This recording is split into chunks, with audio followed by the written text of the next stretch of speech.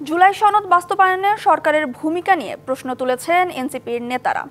তাই ৩রা অগাস্ট শহীদ মিনারে ছাত্র জনতাকে সাথে নিয়ে জুলাই ঘোষণাপত্র এবং ইশতেহার দেবে দলটি।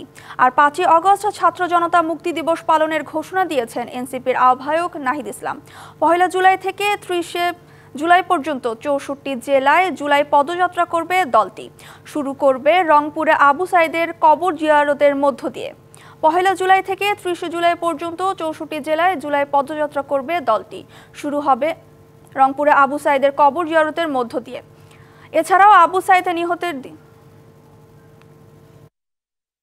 জুলাই ঘোষণাপত্র যেটি সরকারের দেওয়ার কথা ছিল, আওয়ামী লীগ নিষিদ্ধের আন্দোলনের প্রেক্ষিতে ৩০ কার্যদিবস বলা হয়েছিল, সেই ৩০ কার্যদিবস পার হয়ে গিয়েছে, কিন্তু সরকার কোনো ধরনের উদ্যোগ আমরা দেখিনি।